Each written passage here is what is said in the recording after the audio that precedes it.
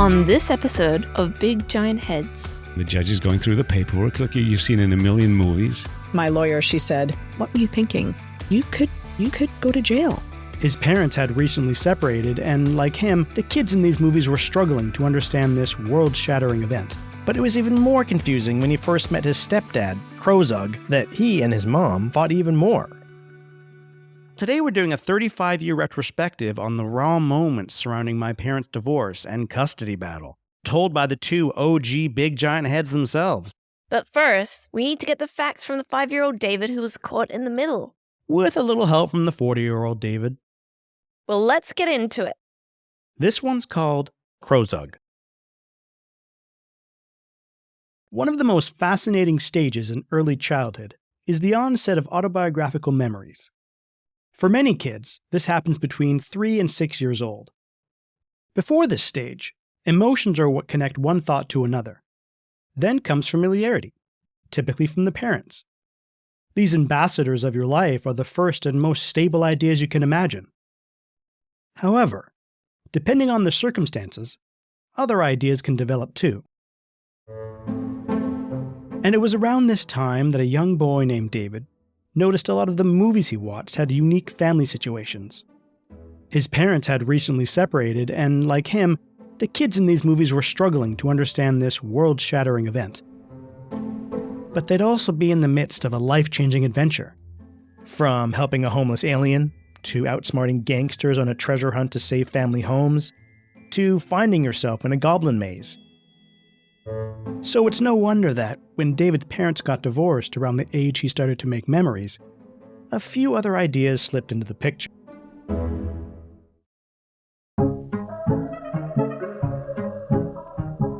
David's mom, Lily, had been a member of the Albertson, a private sport and social club for many years.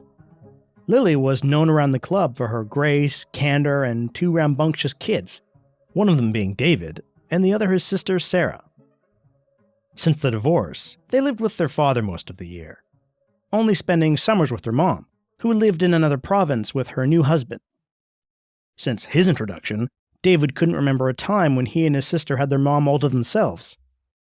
Fortunately, unlike his sister, David had a few memories before the divorce. When Sarah was born, a cross-country road trip, big family get-togethers, and then, unfortunately, the fighting. Being so young, David didn't understand why his parents yelled and said mean things to each other. But it was even more confusing when he first met his stepdad, Krozug, that he and his mom fought even more. And it seemed Lily felt the same, because on at least one occasion she asked David and Sarah if they liked Krozug. They didn't. But this was Lily's new life and David's strange summer family. A family Lily was determined to make the best she could. One summer, Lily began coaching Krozug to speak in more than obscenities and use the proper word for things. It was an uphill battle, but slowly things like shitter became bathroom and clusterfuck became traffic. But Krozug still had a hard time with her name, instead preferring to grunt, "Woman!" So Lily felt some urgency to acclimate Krozug to our ways, because there had been some embarrassing misunderstandings at the Albertson. Today, one of the staff members, Ruben, was following up with Lily about Krozug's membership. Lily had been avoiding Ruben for the last few weeks.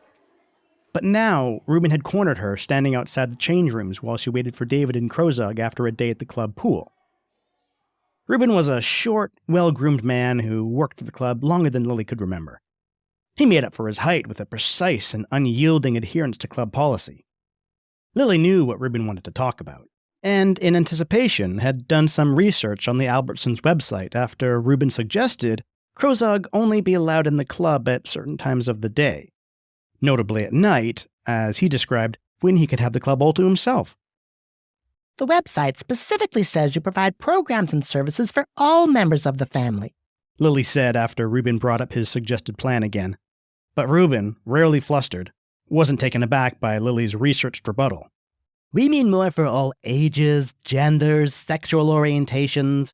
If we had known your husband was an ogre, we'd have made special arrangements when you first registered, Is it Mr. Crozug? Or just call him Crozug. Reuben nodded and was about to speak before Lily continued. I have to say, as a member of 20 years, this request makes me very uncomfortable. It feels like discrimination. Now, the Albertson held itself to the highest standards, never having any such complaints. But Lily also knew Reuben wouldn't want this to be the first. It was a risky approach.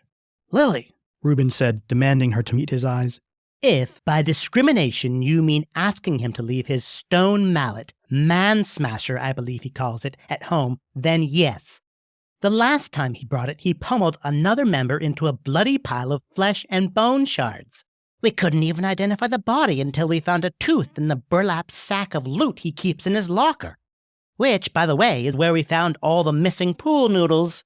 What does he do with all those? Lily hesitated, the reality almost too objectionable to allow with her thoughts.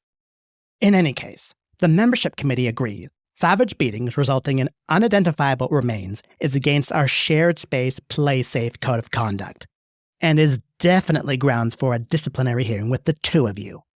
Oh, I get it now. Reuben looked around as if searching for Lily's train of thought. Our unholy union forged through human sacrifice and arcane magic offends your outdated sensibilities, doesn't it? Lily, as I'm sure you know, the Albertson Charter prohibits that kind of discrimination. I see, so what kind of discrimination does it prohibit then? Reuben let the argument wash over him like the sound bath he so desperately wished he was allowed to enjoy. Alas, as a dutiful club employee, he was prohibited to enjoy any of the club services, day or night. Meanwhile, Crozug could enjoy all that the Albertson had to offer. Lily was right.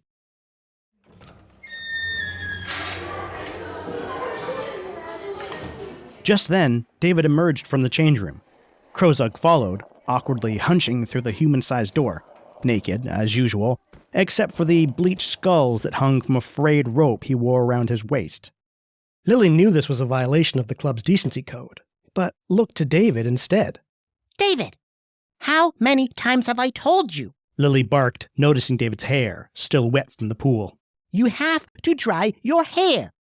Look, you're dripping everywhere. Her voice cut through David's post-swim fatigue. Startled, he looked at the ground leading back to the change room door. She was right. There was a trail of water across the tiles. But the water had also pooled into a long, jagged scratch that led back to Crozug's stone mallet. Crozug looked at the ceiling, quickly swinging the blood-stained weapon over his shoulder. Then Lily ushered David into the women's change room to deal with his hair. Crozug tried to follow, but Reuben, though less than half his size, blocked his path. Sir, that's the women's change room? Crozug froze in place, one hulking arm in the air.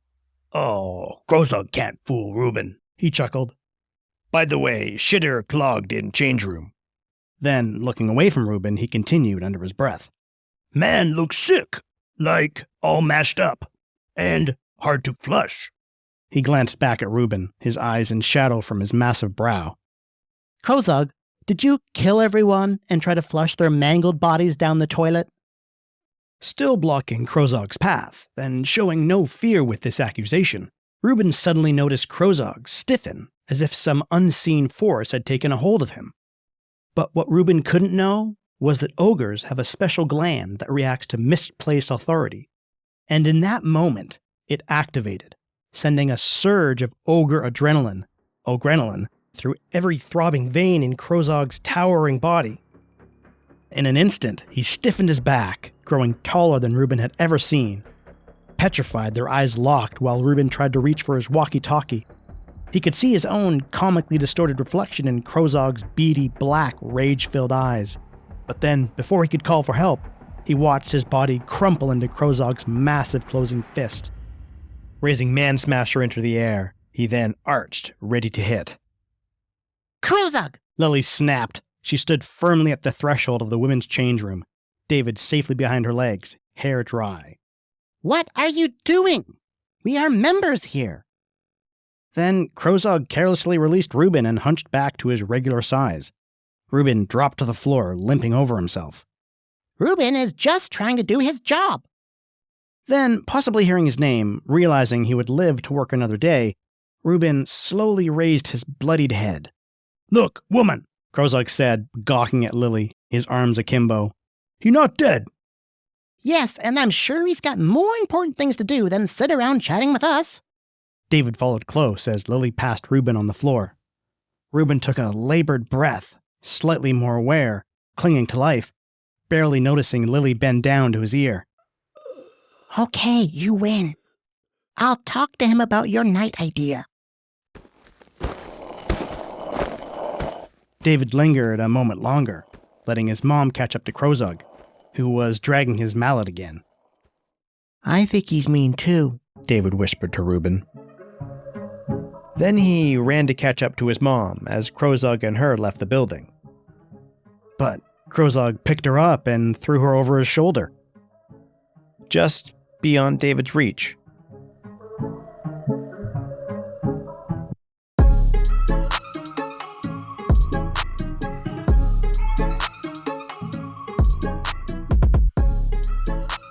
Interesting format. Does it get that nice stamp of loosely based on true events? Yeah, I was thinking about how a 5-year-old might obfuscate and reimagine those crazy times.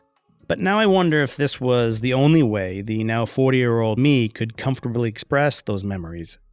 I think that the way that you introduce the story and relate your family situation to movies was easy for me to relate to. I think you were throwing in, Labyrinth, E.T., these are movies that are also from my childhood, and I think a lot of people can relate and understand their family situation through these movies.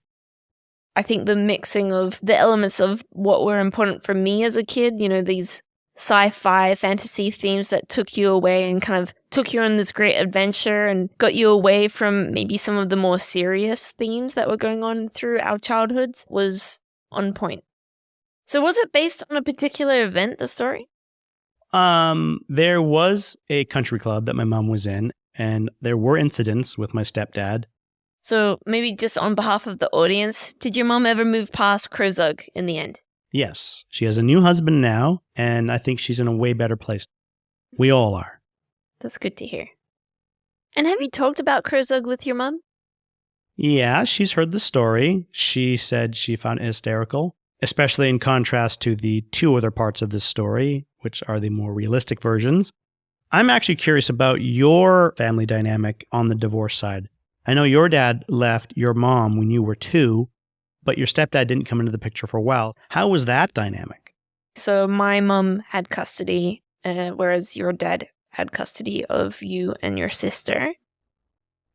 So the situation with my dad was he had dual custody, but it was only every 2 weeks that I would see him, and then maybe a little bit longer for holidays or things like that. And there was a period of time where I didn't see my dad, maybe for a couple of years after I was 2. I think I started to see him again when I was 5.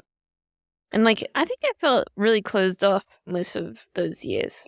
I wanted more of my mom's attention, I think. I get that. You're telling a similar story, and it's not an uncommon story for many blended families. Trying to make a new family, but at the same time almost being blinded to what was really needed. My mom spent so much time trying to make a new family, but I really just wish she'd spent more of that time just being my mom, When you think about your younger self, sometimes you're just want to give them a big hug. Yep. But you found a really charming way to tell this story that could come off quite sad throughout, and I think you brought a lot of humor to it. Thanks. So the next story/interview you're about to hear is a story that I pieced together from interviews I had with both my mom and dad about their lives, their histories, their relationship, the divorce, and then the aftermath. And I've tried to put it together in a story with as much objectivity as possible. All right, enough setup. Okay.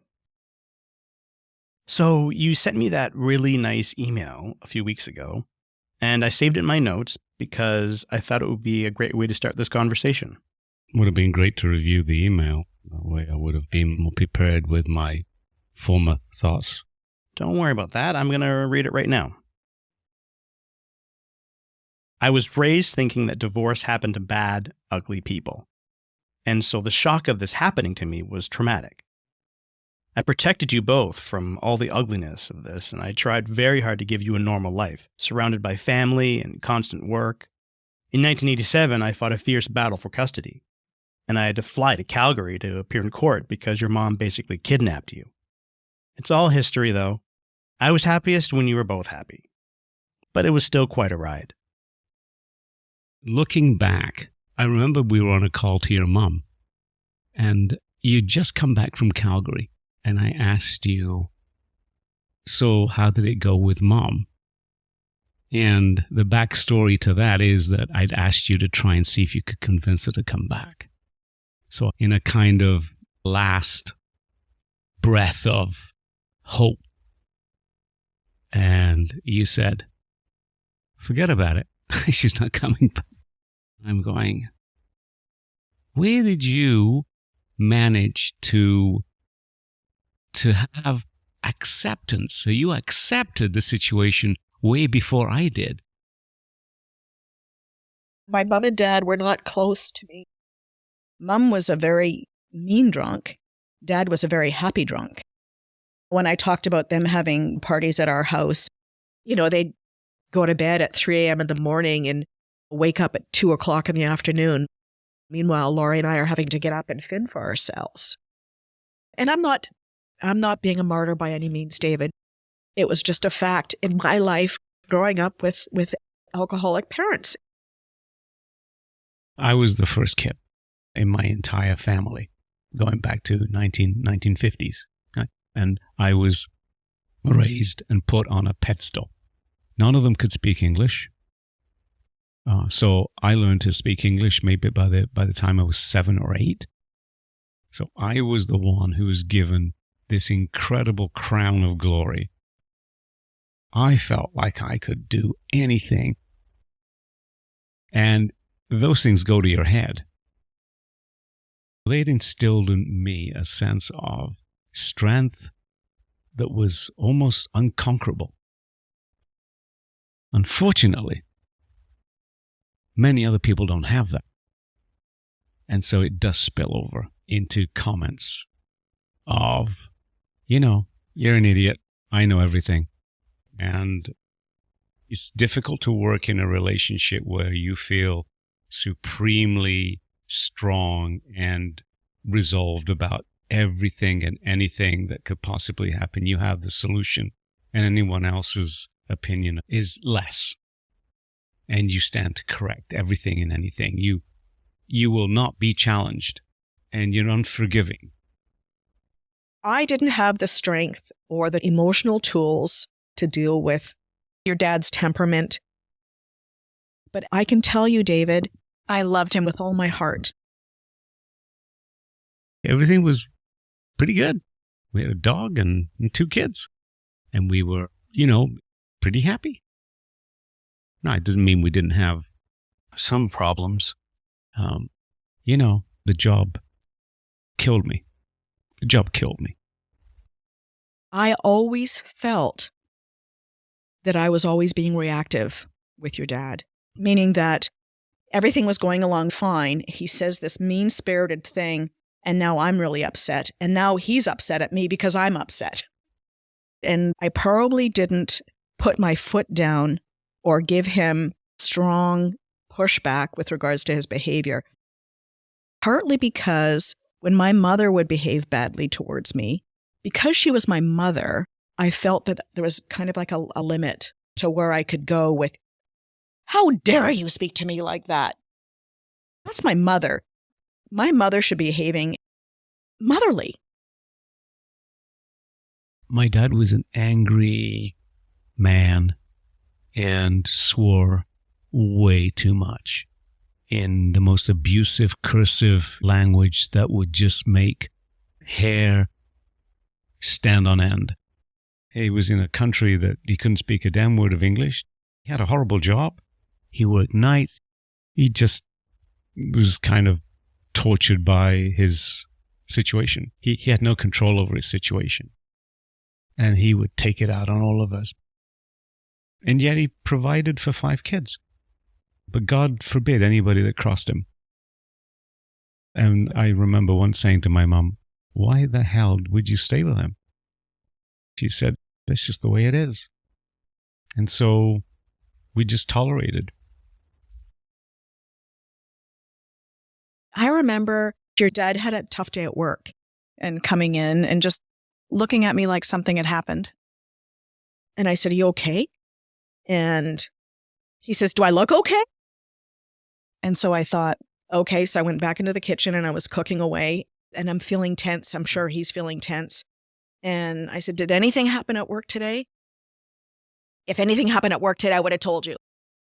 And then later on that night, I said to him, what's going on? What something happened? Because why would you come in and be awful?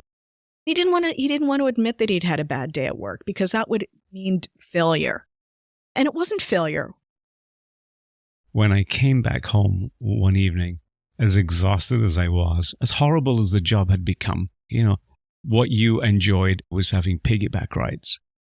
And I would go over and pick you up on my back and run around the room. And there would be screaming and laughter. And I couldn't imagine anything happier than that. And what happened is that in that moment, your mum came up and said, what's all the screaming about? Why is everybody screaming?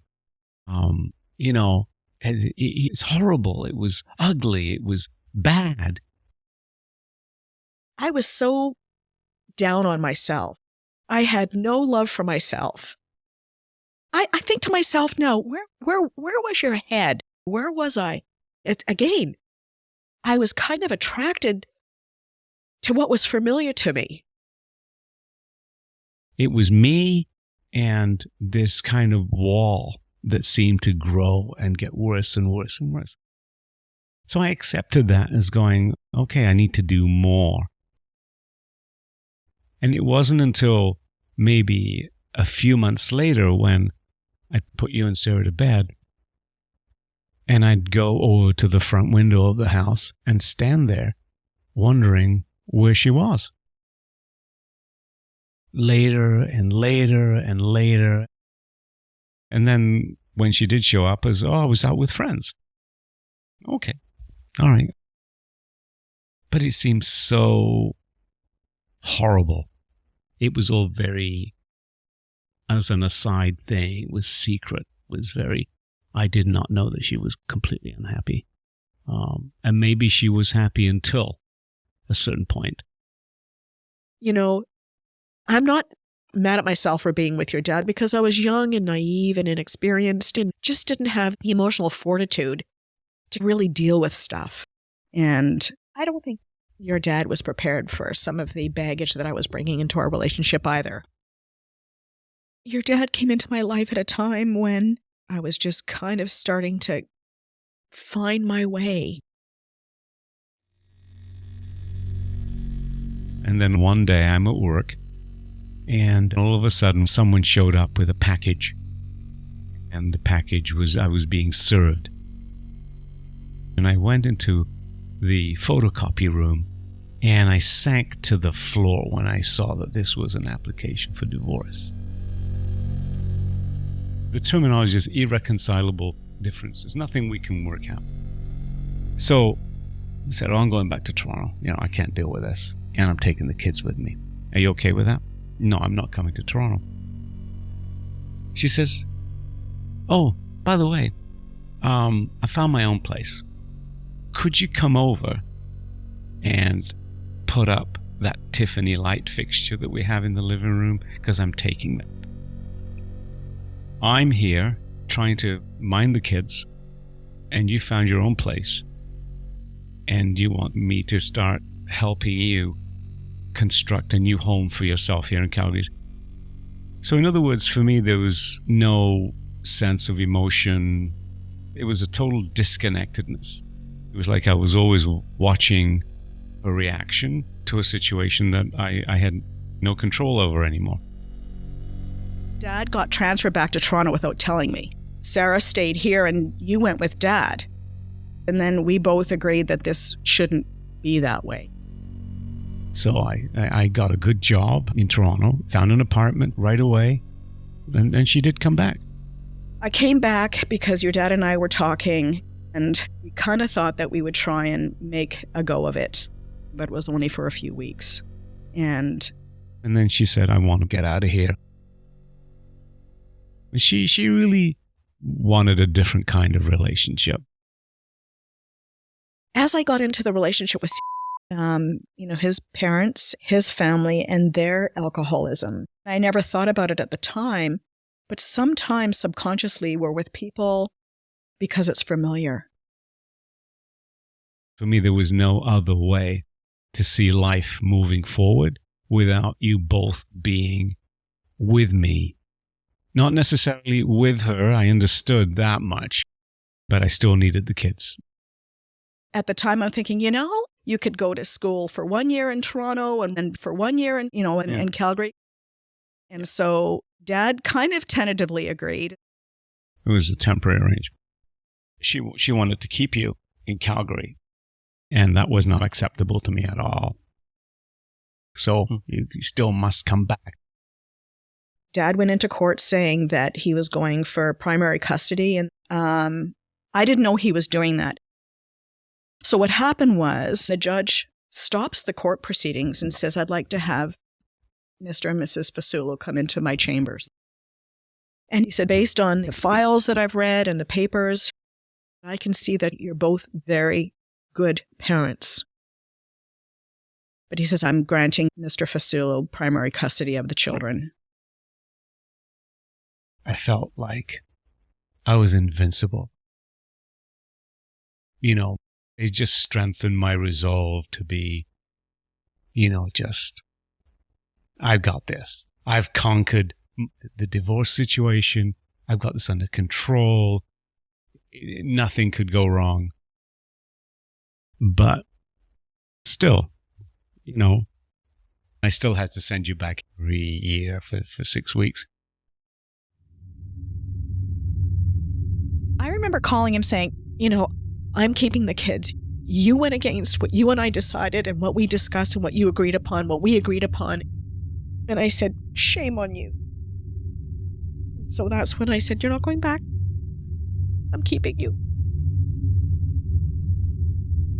My lawyer, she said, I want you to get to my office right now. She says, what were you thinking?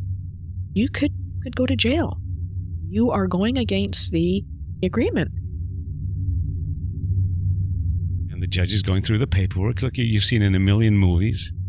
And he said there was a situation that we'd agreed on, that you would share custody. And under those provisions, your husband sent the kids to you, and you kept them from him and refused to send them back. That is, in fact, kidnapping. And that was devastating. The lawyer looked at me and he said, you won. And I said, I won nothing. I won the fact that, listen, no one was prouder than me to put you on my knee and come back. I won the kids. Yes, but I have won nothing, because I want to walk away with no sense of family. It's all gone.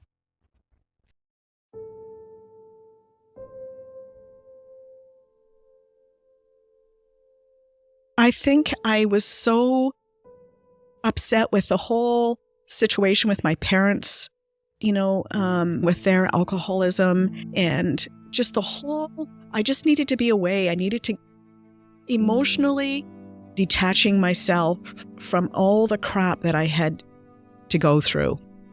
It was just the isolation of just being away. She lost everything because she didn't know really what she wanted. It's understanding your core values is what is it that you're willing to do for your life? What are you willing to cut somebody's throat for? And if I feel sorry for anyone that's willing to let their kids go.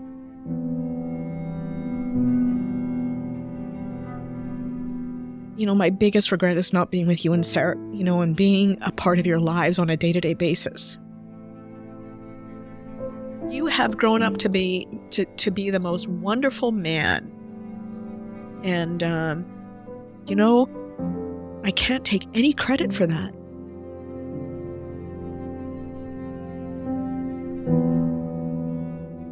I've always felt that I could help someone with low self-esteem. I could build up his ego and his energy because I can't see anything wrong with what I think and what I do. And that's not fair because you don't allow other people to express themselves. They feel uncomfortable. Maybe she didn't feel that she had a chance. And maybe, in retrospect, that is part of my dad that I know I have in me as well.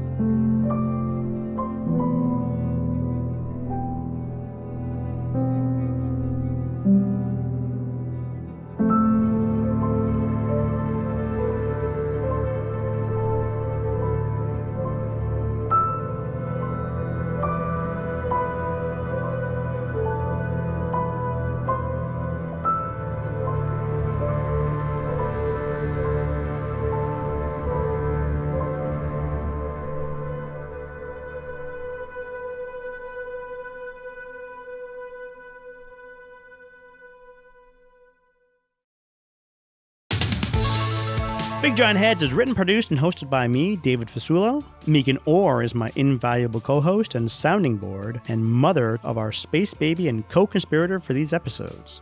Original music composed by Matt Fasulo, except for music in the story and interview. If you enjoyed the show, check us out on Patreon or consider following us on Twitter or Instagram.